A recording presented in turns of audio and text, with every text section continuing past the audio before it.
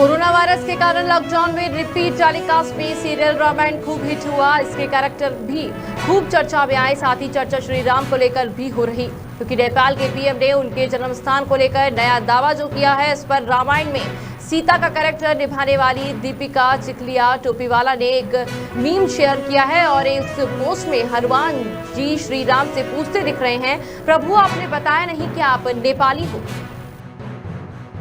Gate 2021 admission gate परीक्षा के लिए जल्द ही आवेदन की प्रक्रिया शुरू होने वाली है। जो छात्र इस परीक्षा में शामिल होना चाहते हैं, उन्हें ताजा अपडेट के लिए आधिकारिक वेबसाइट get.iitv.ac.in पर जाना होगा।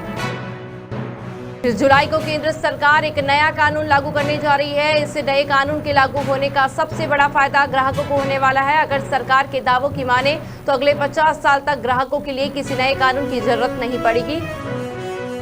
राजस्थान में जारी सियासी उठापटक पर भारतीय जनता पार्टी के प्रवक्ता संबित पात्रा ने कहा कि कांग्रेस की सरकार सियासी ड्रामा कर रही है। उन्होंने कहा, राजस्थान में तथाकथित बनाम प्रत्यक्ष का मामला है। हाईकमान से लड़ाई हाईकोर्ट तक पहुंची। कांग्रेस के घर की लड़ाई सड़क पर पहुंच गई है। पात्रा ने कहा, अशोक गहलोत के मुख्यमंत्री बनने के बाद शीत युद्ध की स्थिति बन रही है। पात्रा ने इस मामले में सीबीआई जांच की मांग की। योग गुरु स्वामी रामदेव से जुड़ी कंपनी पतंजलि की मद्रास हाईकोर्ट से बड़ा झटका लगा है। कोर्ट ने पतंजलि की दवा कोरोनिल के ट्रेडमार्क पर रोक लगा दी है। पतंजलि का दावा कि कोरोनिल कोविड की दवा है, इसे कुछ दिन पहले ही लॉन्च किया गया था।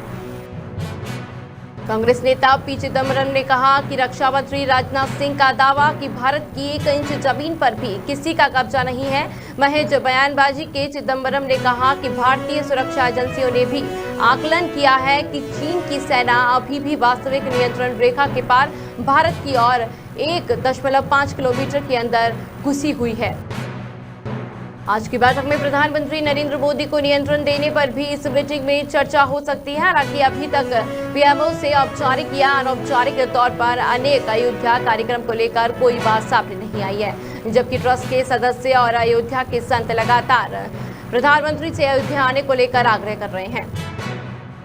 रक्षा मंत्री राजनाथ सिंह जम्मू कश्मीर के दौरे पर हैं। आज राजनाथ सिंह अमरनाथ यात्रा पर पहुंचे हैं। यहां उन्होंने बाबा बर्फानी के दर्शन किए, साथ ही सुरक्षा इंतजामों का जायजा भी लिया। राजनाथ सिंह के साथ सीडीएस विपिन रावत और सेना अध्यक्ष नरवणे भी मौजूद रहे। इससे पहले शुक्रवार को राजनाथ सिंह लद्दाख पहुंचे थे।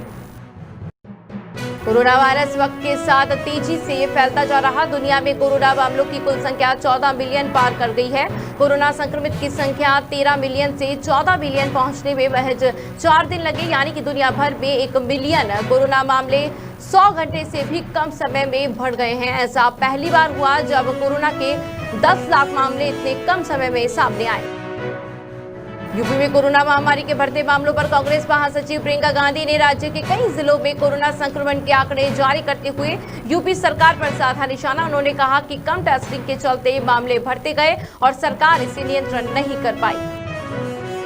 कांग्रेस पार्टी से सचिन पायलट खेमे की बगावत के बाद राजस्थान में सियासी ड्रामा जारी। हर दिन कांग्रेस बीजेपी और पायलट खेमे के बीच आरोप प्रत्यारोप का दौर चल रहा, लेकिन इस बीच अब राजस्थान के रण में बीएसपी सुप्रीमो मायावती की एंट्री हो गई है। मायावती ने कहा कि राजस्थान में राष्ट्रपति शासन लगाया जाना चाहिए।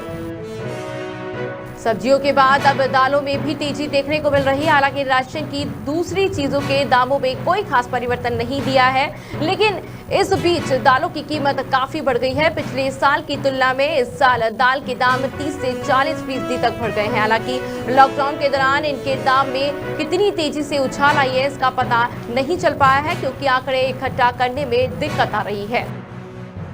Madhya Pradesh board of secondary education अपने कक्षा 12 के नतीजे जल्द ही घोषित कर सकता है। उम्मीद यही कि अगले हफ्ते में कक्षा 12 के नतीजों की घोषणा कर दी जाए, लेकिन इस बारे में बोर्ड की तरफ से अभी कोई ऑफिशियल नोटिस जारी नहीं किया गया। कोरोना महामारी के इस अनलॉक 2 के दौर में एमपी बोर्ड अपने दोनों कक्षाओं के रिजल्ट को 2 बार घोषित कर रहा है, जिसमें बोर्ड 4 जुलाई 2020 को 10वीं कक्षा का रिजल्ट घोषित कर चुका है। हाल ही में बड़े स्तर पर हैकिंग का शिकार बने सोशल मीडिया प्लेटफॉर्म ट्विटर ने आशंका जताई कि हैकरों ने कंपनी के ही कुछ कर्मचारियों को फंसाकर उनकी जानकारी का फायदा उठाया और कंपनी की सुरक्षा में बड़ी सेंध लगाई। इसी सप्ताह 15 जुलाई को हैकर्स ने कंपनी के सिस्टम में घुसकर पूर्व अमेरिकी राष्ट्रपति बराक ओबामा राष्ट्रपति पद के उम्मीदवार जो बाइडेन समेत कई बड़ी कंपनियों के सीईओ के ट्विटर अकाउंट पर कब्जा कर लिया था और यूजर्स को बिटकॉइन में रकम दान करने का झांसा दिया था। हाल ही में बड़े स्तर पर हैकिंग का शिकार बने सोशल मीडिया प्लेटफॉर्म ट्विटर ने आशंका जताई कि हैकर ने कंपनी के ही कुछ कर्मचारियों को फंसाकर उनकी जानकारी का फायदा उठाया और कंपनी की सुरक्षा में बड़ी सेंध लगाई। इसी सप्ताह 15 जुलाई को हैकर्स ने कंपनी के सिस्टम में घुसकर पूर्व अमेरिकी राष्ट्रपति बराक ओबामा राष्ट्रपति पद के उम्मीदवार जो बाइडेन समेत कई बड़ी कंपनियों के सीईओ के ट्विटर अकाउंट पर कब्जा कर लिया था और यूजर्स को बिटकॉइन में रकम दान करने का झांसा दिया था। राजस्थान में कांग्रेस विधायकों की खरीद फरोख्त से जुड़े कथित ऑडियो टेप की बीजेपी ने सीबीआई जांच की मांग। साथ ही बीजेपी ने कांग्रेस पर कई सवाल भी उठाए। बीजेपी प्रवक्ता संबित पात्रा ने पूछा, क्या आधिकारिक रूप से फोन टैपिंग की गई? क्या टैपिंग संवेदनशील और कानूनी विषय नहीं?